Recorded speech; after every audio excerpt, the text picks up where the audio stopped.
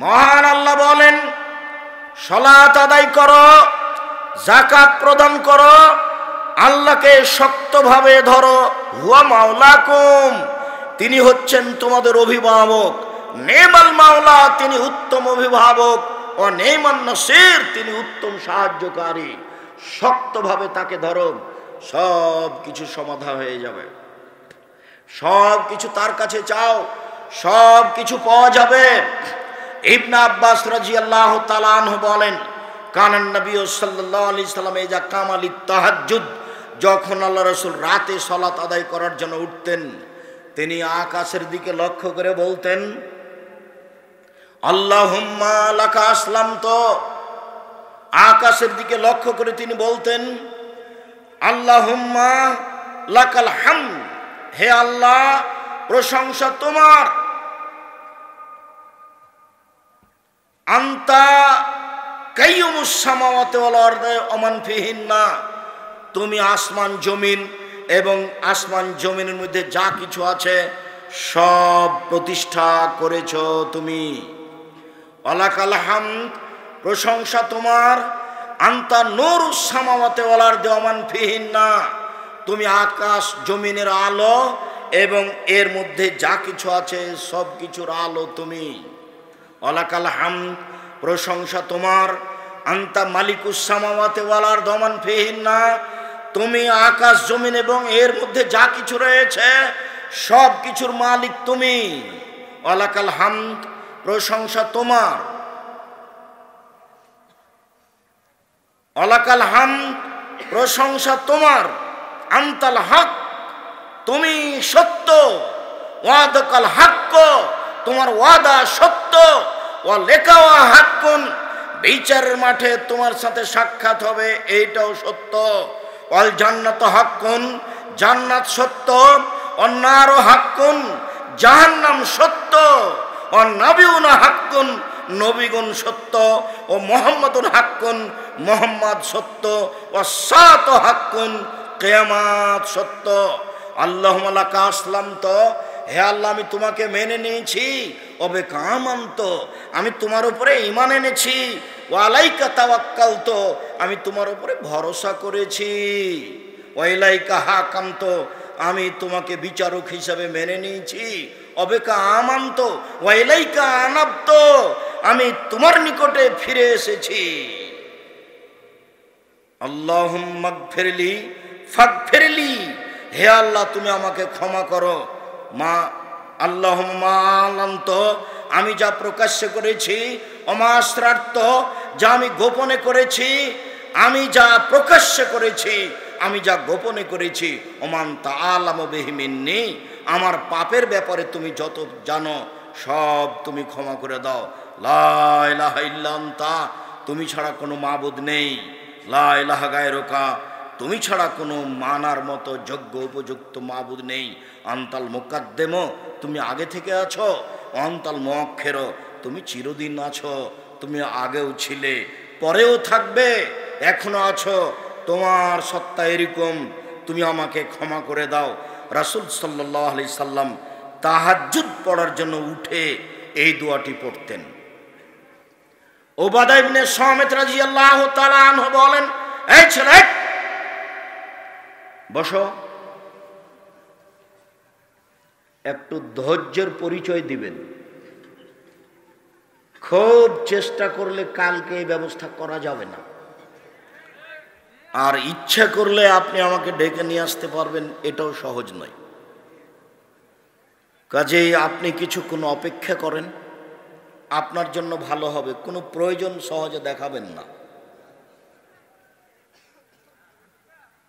উবাদা ইবনে সামিত রাদিয়াল্লাহু তাআলা আনহু বলেন, রাসূল সাল্লাল্লাহু আলাইহি সাল্লাম বলেছেন, মান তারা মিনাল লাইলে, কেউ যদি রাতে তাহাজ্জুদ পড়তে উঠে, সুম্মা কালা, তারপরে বলে, লা ইলাহা ইল্লাল্লাহু ওয়াহদাহু লা শারীকা লাহু, আল্লাহ ছাড়া কোনো মাবুদ নেই, তার কোনো শরীক নেই।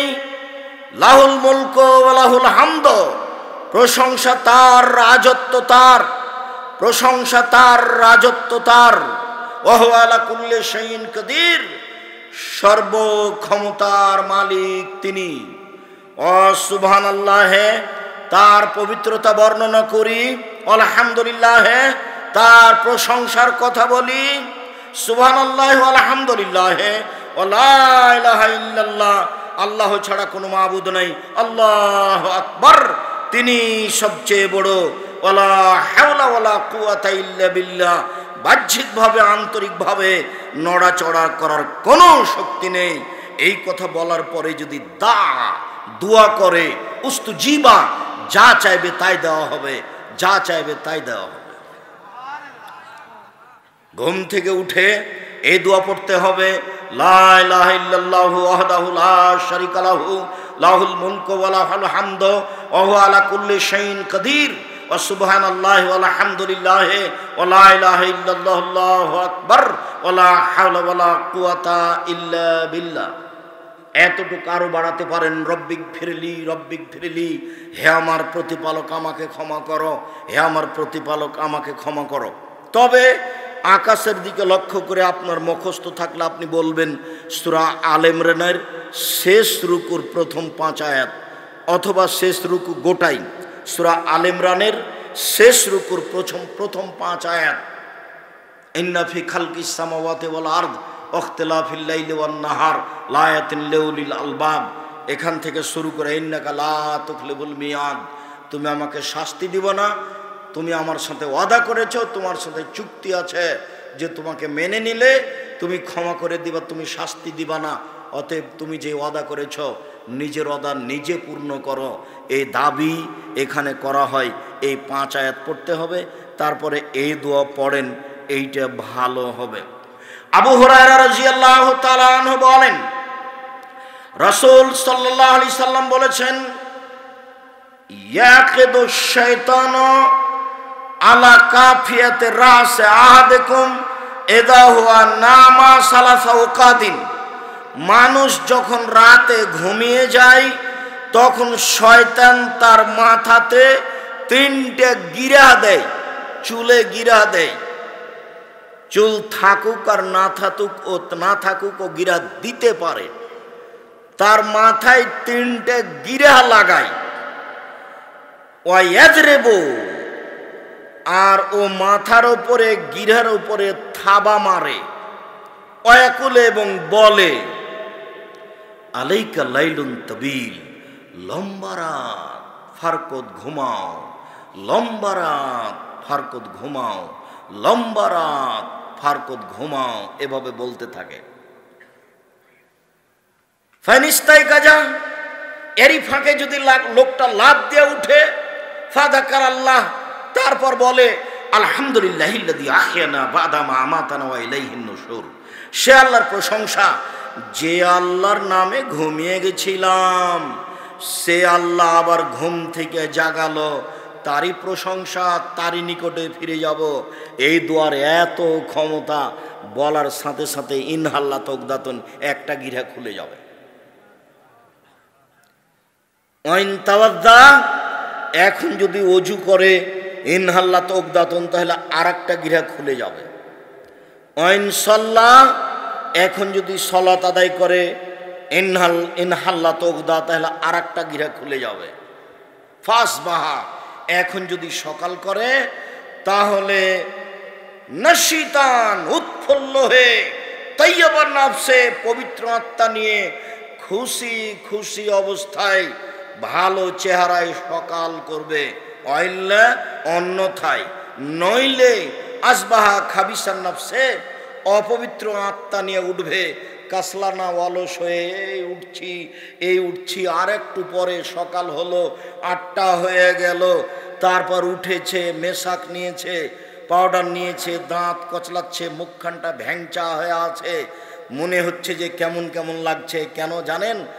আল্লাহ রাসূল বলছেন, বালা ফিউজ নেই শয়তান, ওর কানে ওর মুখে শয়তান পেশাব করে দিয়েছে। যা বলছি সব হাদিস, বুখারী মুসলিম। এই কথার ভিতরে কাঁটা ঢোকানোর মতো পৃথিবীতে মানুষের কোনো ক্ষমতা নেই। এর সাথে ওই কথা, যে কথা বহুদিন বলেছি, আম গাছে যান ধরতে পারে ধরে না, অমাবস্যার রাতে চাঁদ উঠতে পারে উঠে না, সুঁয়ের ছিদ্র দিয়ে লাঙ্গলের ফাল ঢুকতে পারে, ঢোকে না। সুঁয়ের ছিদ্র দিয়ে লাঙ্গলের ফাল ঢুকে যেতে পারে, আম গাছে জাম ধরে যেতে পারে, অমাবস্যার রাতে চাঁদ উঠে যেতে পারে, এগুলো ঘটে যেতে পারে। আমি যা বললাম এতে সন্দেহ আছে বলে কিয়ামত পর্যন্ত চেষ্টা করলে সরিষা ঢোকানো যাবে না। যা বলছি তাই থাকবে। ওর মুখে ওর কানে পেশাব করে দিয়েছে শয়তান, এ কথাই ঠিক, আমি বলিনি, মুহাম্মদ সাল্লাল্লাহু আলাইহি ওয়াসাল্লাম বলেছে। এ বাক্য আমার নয়। অপবিত্র হয়ে মুখখান ভেঙচিয়ে খারাপ অবস্থায় কেমন কেমন লাগবে দেখে, এরকম অবস্থায় উঠবে। আপনি দেখেন যে সকাল 8টায় উঠেছে, দেখেন তার মুখখান, এটা দিন রাত আপনার সামনে। আপনার যদি না দেখা হয় তার বউকে জিজ্ঞাসা করেন, তার বউ বলবে মুখখান যেন কেমন ভ্যাংচা হয়ে খারাপ হয়ে আছে। আর যদি সকালে উঠে যাই তাহলে মনে রাখবেন, যখনই উঠে আলহামদুলিল্লাহিল্লাযী আহয়ানা বাদা মা আমাতানা ওয়া ইলাইহিন নুশুর বলেছেন, তখন শয়তানের এক ক্ষমতা বাতিল। শয়তান যতই চেষ্টা করুক, আল্লাহ রাসূল এমন কলা কৌশল বলেছেন যে একটা গরিব মানুষ বাহির দরজা নেই, তো যদি বিসমিল্লাহ বলে বাহির দরজার সামনে এরকম একটা খড়ি রেখে দেয়, তাহলে ফাঁকা দরজা দিয়ে সকাল পর্যন্ত শয়তান প্রবেশ করতে পারবে না। এ কথা মুহাম্মদ সাল্লাল্লাহু আলাইহি সাল্লাম বলেন। কেউ যদি আসসালামু আলাইকুম বলে বাড়িতে ঢোকে, এই বাড়িতে শয়তান ইবলিস থাকতে পারবে না। এ কথা মুহাম্মদ সাল্লাল্লাহু আলাইহি সাল্লাম বলেন, এ কথা আমি বলিনি। আসসালামু আলাইকুমের এত ক্ষমতা, বিসমিল্লাহর এত ক্ষমতা। আল্লাহ রাসূল বলছেন যে মান গাল্লাকাল আবওয়াবা ওয়াযকুর ইসমাল্লাহ, যে ব্যক্তি দরজা বন্ধ করলো, বিসমিল্লাহ বলল, এই দরজা সকাল পর্যন্ত শয়তান খুলতে পারবে না, অসম্ভব। শয়তানের বাবার ইবলিসের ক্ষমতা নেই এই দরজা খোলার। আমি এই কথা বলিনি, এই কথা মুহাম্মদ সাল্লাল্লাহু আলাইহি সাল্লাম বলেছেন, হাদিস বুখারী মুসলিম। তিনি বলেছেন ওয়াকু কিরাবাকুম আযকুরুল্লাহ, খাদ্যের পাতিল, ভাতের পাতিল, তরকারির পাতিল, আটের পাতিল সব রাতে ঢেকে রাখো, বিসমিল্লাহ বলো। কেন? এমসিল বালাও, রাতে বালা মুসিবত চলে, বিপদ আপদ চলে। যখনই কোনো খাদ্য খোলা দেখে তখন তার ভিতরে ঢুকে যায়, ও সকালে এই খাদ্য যে খাবে তারই রোগ ব্যাধি হবে, যার জন্য খোলা মাঠের ঝুরি জিলাপি ফাঁক পোলারি খাবেন না। কিভাবে যে রুচি হয়, দোকানে বসে বসে চা খাচ্ছে আর পায়ের ওপরে পা উঠিয়ে গল্প করছে, মনে করছে আমি খুব ভদ্র মানুষ। আপনি কষ্ট পাবেন না কি? এটা হলো শয়তানি বা শয়তান মানুষ। আপনাকে আমি কষ্ট দিতে চাইনি, ছেড়ে দেন, তাহলে তো আর আপনার উপরে এই কথাটা যাবে না। আপনি বলেন যে এখানে আমি গল্প করছি, আমি ভালো মানুষ, দেখি আপনি বলেন তো স্বাভাবিক গতিতে বলেন যে মেয়েটা নাচছে টিভিতে আর আমরা এখানে 5-4 জন বসে ভালো গল্প করছি, আমরা ভালো মানুষ। আপনি বলেন দেখি। আর যদি আপনি হাদিস শাস্ত্রে আসেন, তাহলে আল্লাহ রাসূল বলেছেন এর হাদিস গ্রহণ হবে না, খেলাফুল মুরুয়াত, ভদ্রতা বিরোধী। হুজুর চা খাচ্ছে, স্টলে বসে আড্ডা পিটছে, গল্প করছে, তার বক্তব্য শোনা যাবে না। আমি বলিনি, ইমাম বুখারী বলেছে। দোকানে বসে আড্ডা পিটছেন হুজুর, সবার সাথে গল্প করছেন, বক্তব্য দিয়ে এসেছে, কেমন বলেছে, কেমন করেছে, কত টাকা নিয়েছে, সে গল্প করছে। বলে হুজুরের দাম কম নাকি, অগ্রিম 50,000। পাগল হয়ে গেছে ধর্ম। আমি বুঝতে পারি না, শতকরা 98টা কথা মিথ্যা আছে। যদি প্রমাণ করতে চান আমার সামনে নিয়ে আসেন, আমি আপনাকে বিপাকে ফেলতে চাইনি। আব্দুর রাজ্জাক সাহেব, এভাবে আপনি বলেন আল্লাহে আল্লাহর কসম, আল্লাহে আল্লাহর কসম, আল্লাহে আল্লাহর কসম, 90 সাল থেকে মাঠে আছি, 31 বছর থেকে আমি কোনোদিন অপ্রয়োজনীয় বাক্য বলিনি। 31 বছর আমি কোনোদিন কেসা কাহিনী বলিনি। 31 বছর আমি কোনোদিন কারো বদনাম করিনি। খোলা মাঠে 31 বছর আমি কারো কোনোদিন বদনাম করিনি। আমি বলেছি শতকরা 98 জন বক্তা মিথ্যুক, 95 জন বক্তা মিথ্যুক। আমি বলিনি ইনি মিথ্যুক। আমি বলেছি শতকরা 98 জন মুফাসসির মিথ্যুক। আমি বলিনি এই মুফাসসির মিথ্যুক, এই কথা আমি বলিনি। আপনি যদি আমার কথায় চ্যালেঞ্জে আসেন তখন দেখা যাবে। আপনার সাহস থাকলে আপনি কোনো সময় দাঁড়ালে তখন কথা হবে, দেখা যাবে আপনার মুফাসসির কি করেন।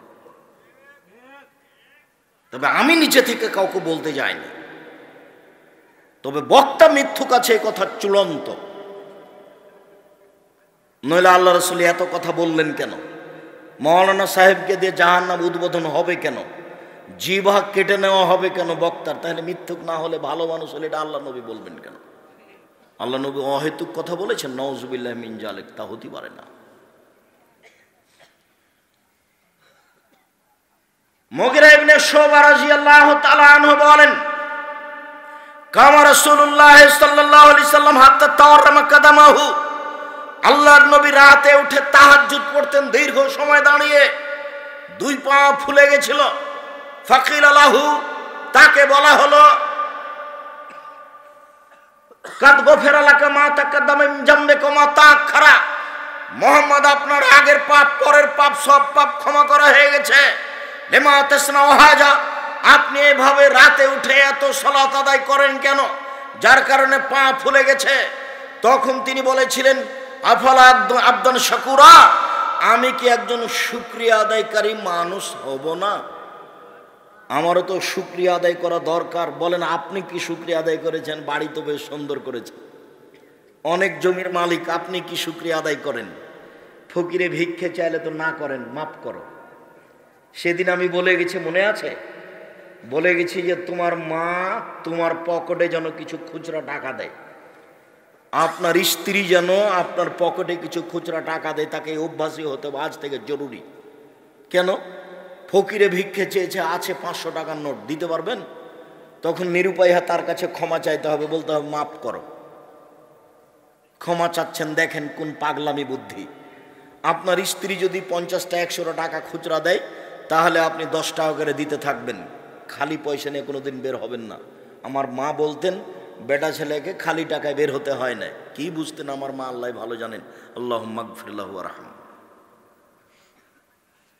খুচরা টাকা হাতে নিয়ে বের হবেন, ফকির চাইলে মাফ করেন, এ কথা বলতে হবে না। আর বেশি চাউল রান্না করবেন। আপনার মায়ের যেটা স্বভাব ছিল, সেই স্বভাব আপনার বউয়ের হতে হবে। আপনার মায়ের স্বভাব ছিল 3 কেজি চাউল রান্না করা, 3 সের। আপনারা 10-12 ভাই বোন খেতেন, আপনার বাপ মা খেত, আপনার ভাগনা ভাগ্নি খেত, ফকিরে খেত, মুসাফিরে খেত, তারপরে রাতে ভাত আছে। তার মা, আপনার মা এত চাউল রান্না করেছেন, আর আপনি রান্না করেছেন 150। কতটি? 150 চাউল রান্না করেছেন। দুপুরে মেহমান এসেছে, তখন বউ আপনাকে বলছে কি করবে? চাউল ভাত তো তার আগে দিলে তো এখনই শেষ হয়ে যাবে, আবার রান্না করতে হবে। এক কাজ করো, চানাচুর বিস্কুট দিয়ে বিদায় করে দাও। এই নোংরা নীতিতে যেতে হবে না। মায়ের স্বভাবে আপনার স্ত্রীকে ফিরে যেতে হবে, জরুরি। বাপের স্বভাবে আপনাকে ফিরে যেতে হবে, জরুরি। আপনার বাপের স্বভাব ছিল এশার সালাতের সময় মসজিদ থেকে বের হওয়ার সময় দেখতো যে ওইদিকে এদিকে কেউ আছে নাকি। ওই যে মসজিদের এক কোনায় বসে আছে, কে তুমি? কোথায় বাড়ি? ফরিদপুর। খেয়েছেন কিছু? জি না। চলেন আমার বাড়িতে। তো আপনার বাপ মুসাফির ধরে নিয়ে গেছেন। আপনারা 10 ভাই বোন আছেন, আপনার বাপ মা 12 জন, মুসাফির আছে 2 জন, 14 জন মানুষ হলো। 2 জন আছে কিষান কামলা, 16 জন মানুষের ভাত রান্না করেন আপনার মা, কোনো সমস্যা হয় না, ঢেঁকিতে ধান ভেঙে। আর যদি চাঁপাই নবাবগঞ্জ হয় তাহলে 2টা ঝামেলা, এক ঢেঁকিতে ধান, আর জাঁতাতে আটা পিষে, কালাই চাউল পিষে এতগুলো মানুষের হাতে রুটি বানাতে হবে। ওটা আরো জটিল। ভর রাত্রে উঠে গেছে, এক মোট করে দিয়ে, জাঁতাতে দিয়ে পিষে এতগুলো আটা রেডি করেছে। আপনি বলেন কি, আমি দেখে অবাক হই। কোনোদিন সমস্যা হয়নি? এতগুলো ধান ঢেঁকিতে ধান ভেঙে, আবার জাঁতাতে আটা পিষে, এইভাবে রুটি হাতে বানিয়ে এতগুলো মানুষের কাজ পার করে গেছে। জান্নাত তো এদের জন্যই। রাত 10টার সময়তে আপনার স্বামী বা আপনি আমাকে নিয়ে গেছেন সাথে করে, বাড়িতে মেহমান আছে বলে, যেমন আপনি বলেছেন একজন মেহমান আছে, খানা পানি রেডি করো, তখন আপনার স্ত্রী নাক সিটকে নিতে বলছে, হ্যাঁ তুমি রাতে মেহমান নিয়ে এসেছো, ঝামেলা পাকাও, হোটেলে খাওয়ার নিয়ে আসতে পারো নি।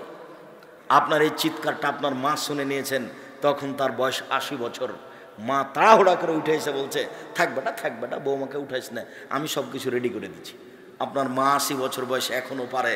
আর আপনার স্ত্রীর 16, 18, 20 বছর, 24 বছর বয়স, 30 বছর বয়স, ও পারে না।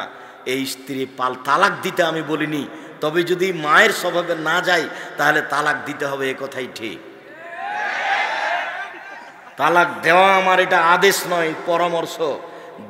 ফিরে যেতেই হবে আপনার মায়ের স্বভাবে। ফকিরকে ভিক্ষা দিয়ে জান্নাত কিনবো ইনশাআল্লাহ। অসহায় রাস্তা ঘাটের মানুষকে অসহায় মানুষকে খেতে দিয়ে জান্নাত কিনবো ইনশাআল্লাহ। অসহায় মানুষকে খেতে দিলে জান্নাত আমার জন্য ঝুলবে, এই কথা মুহাম্মদ সাল্লাল্লাহু আলাইহি সাল্লাম বলেছেন। অতএব তিনি যেটা বলেছেন সেটাই কিয়ামতের মাঠে বাস্তবায়ন হবে। ফকিরকে অসহায় মানুষকে ভিক্ষা দিয়ে, ফকির অসহায় মানুষকে খেতে দিয়ে জান্নাত কিনবো ইনশাআল্লাহ। বলেও কোনোদিন বলবো না মাফ করো, খুচরা টাকা নিয়ে বের হবো। মনে না থাকলে আজকে স্ত্রীকে বলে রাখবেন, এই ছেলে তুমি তোমার বোনকে বলে রাখবা, তোমার মাকে বলে রাখবা, আম্মা আমি যখন বাড়ি থেকে বের হব তখন আপনি আমার খুচরা টাকা আমার পকেটে দিয়ে দেন। মানুষে খালি ফকির ভিক্ষা চাইলে আমার কাছে 500 টাকার নোট থাকে, আমি দিতে পারি না, আমি খালি বলি মাফ করো। সম্মানিত দিনী ভাই বোন, বলছিলাম আবু হুরায়রা রাদিয়াল্লাহু তাআলা আনহু বলেন, রাসূল সাল্লাল্লাহু আলাইহি সাল্লাম বলেছেন, ইয়ানজিলু রাব্বুনা তাআলা ইলা সামাইদ দুনিয়া হিনা ইয়াবকা সুলুসুল লাইলিল আখিরা। যখন রাতের 3 ভাগের 2 ভাগ পার হয়ে যায় তখন আকাশ, আল্লাহ তাআলা সপ্তম আকাশ থেকে প্রথম আকাশে নেমে আসেন। নেমে এসে চিৎকার করে বলেন, মায়াদুনি ফাস্তাজিবা লাহু, কে আমাকে ডাকে আমি তার ডাকে সাড়া দিব। মায়াসলুনি ফাউতিয়াহু, কে আমার কাছে কিছু চাই, যে যা চায় আমি তাকে তাই দিয়ে দেব। মায়াস্তাগফিরুনি ফাগফির লাহু, কে আমার কাছে ক্ষমা ভিক্ষা চাই আমি তাকে ক্ষমা করে দিব। এই কথা বলে আল্লাহ তাআলা ফজর পর্যন্ত চিৎকার করতে থাকেন। যে বোকা মানুষ রাত 3টায় টিভি বন্ধ করে শুয়েছে সে আল্লাহকে মূল্যায়ন করতে পারবে না, এই ডাকে সাড়া দিতে পারবে না। যে রাত 2টায় শুয়েছে এই আল্লাহকে মূল্যায়ন করতে পারবে না, ডাকে সাড়া দিতে পারবে না। এই ডাকে সাড়া দিতে হলে রাত 10টায় ঘুমিয়ে যেতে হবে যে কোনো মূল্যে, আড্ডা পিটা বাদ দিতে হবে, বন্ধু বান্ধবকে নিয়ে ঘোরা এই নোংরা নীতি ত্যাগ করতে হবে। বান্ধবীর সাথে ভাবির সাথে রাত কথা বলা, ভোর করে দেওয়া মোবাইলে কথা বলা, এ নোংরা, এ জঘন্য, এ বর্বর অসভ্য নীতি ত্যাগ করতে হবে। সত্যি যদি জান্নাত কিনতে হয় তাহলে মুহাম্মদ সাল্লাল্লাহু আলাইহি ওয়াসাল্লাম যা বলেছেন তাই করতে হবে। রাতের 3 ভাগের 2 ভাগ পার হলে আল্লাহ তাআলা আকাশ থেকে প্রথম আকাশে নেমে আসেন। নেমে এসে বলেন, মায়াদুনি ফাস্তাজিবা লাহু, কে আমাকে ডাকে, কি প্রয়োজনে ডাকে, যেইভাবে ডাকছে আমি তার কথা মেনে নিব। আল্লাহ তাআলা বলেন, ইবনা আদম মা দাওয়াতনি ওয়া রাজাউতনি, হে আদমের ছেলে মেয়ে শোনো, তোমরা যেভাবে ডাকো আমি সেভাবে থাকি, তোমরা যেভাবে আশা পোষণ করো আমি পূর্ণ করে থাকি। হে আদমের ছেলে মেয়ে শোনো, তোমরা যেভাবে ডাকো আমি সেভাবে থাকি, যেভাবে আশা পোষণ করো আমি সেভাবে পূর্ণ করে থাকি। মায়াসলুনি ফাউতিয়াহু, যে যা চাই আমি তাকে তাই দিয়ে দিই। মায়াস্তাগফিরুনি ফাগফির লাহু, কে পাপ করেছে ক্ষমা ভিক্ষা চাই, যত বড়ই পাপী হোক না কেন আমি তাকে ক্ষমা করে দিই। আদমের ছেলে মেয়ে শোনো, লাউ বালাগাত যুনুবুকা আনানা সামায়ে, তোমার পাপ বেশি হতে হতে যদি আকাশে লেগে যায়, ফাস্তাগফারতানি, এরপরে যদি তুমি আমার কাছে ক্ষমা চাও, গাফারতু লাকা, আমি তোমাকে ক্ষমা করে দেব। ওয়ালা উবালি, আমি পরোয়া করি না তুমি কত বড় পাপী, আমি পরোয়া করি না তুমি কত বড় পাপী, আমি আল্লাহ পরোয়া করি না তুমি কত বড় পাপী। তুমি একটু বলো না আমাকে যে আমার ভুল হয়েছে মাফ করো, আমি তো সেটাই শুনতে চাচ্ছি। কুল্লু বানি আদম খাত্তা খায়রুল খাত্তাইন তাওবুন, আদম সন্তানই পাপী, সবচেয়ে ভালো মানুষ সেই যে পাপ করার পরে আমাকে বলে আমার ভুল হয়েছে। আস্তাগফিরুল্লাহ ওয়া আতুবু ইলাইহি, আস্তাগফিরুল্লাহাল্লাযী লা ইলাহা ইল্লা হুয়াল হাইয়ুল কাইয়্যুম ওয়া আতুবু ইলাইহি। এই সব দোয়া যে পড়তে পারে আল্লাহ তার কথা শোনার জন্য প্রতীক্ষমান রয়েছেন। যেভাবে ডাকো তুমি আমি সেভাবে থাকি, যেভাবে আশা পোষণ করো আমি সেভাবে পূর্ণ করে থাকি। এই কথা রাসূল সাল্লাল্লাহু আলাইহি সাল্লাম বলেন।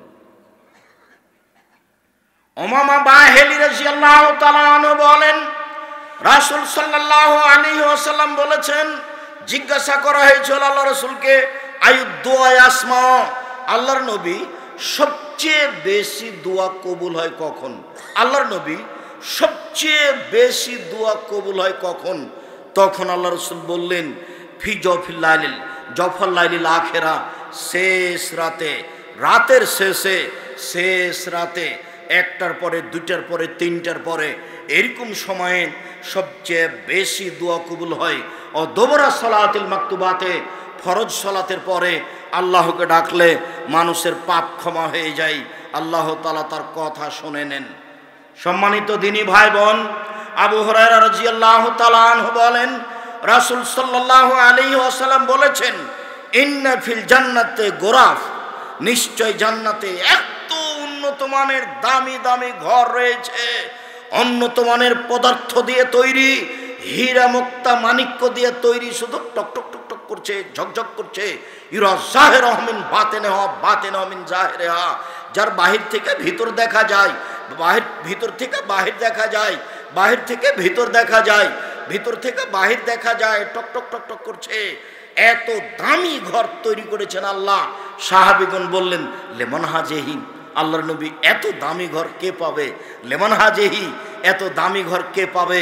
তখন আল্লাহ রসুল বললেন, এক লেমানা আলানাল কালামা, যার মুখের ভাষা নরম। এই ছেলে, তোমাকেই বলছি, তোমার বয়সের ছেলে হোক, মুরব্বী হোক, আজ থেকে কাউকে ঝাঁকি দিয়ে, রাগ দেখিয়ে কথা বলবো না। ভালো আচরণের সবচেয়ে বড় সাইড হলো মুখ। ভালো আচরণ ওর, মুখ ভালো যার, খারাপ আচরণ ওর, মুখ খারাপ যার। কথায় কথায় হ্যাঁ হ্যাঁ করে হাসছে, একবারে এর পিছনে লাগছে, ওর পিছনে লাগছে, একবার একে হাসাচ্ছে, একবার ওকে হাসাচ্ছে, অহেতুক কথা বলছে, বিরুদ্ধে কথা বলছে, এর মুখখান সবচেয়ে খারাপ।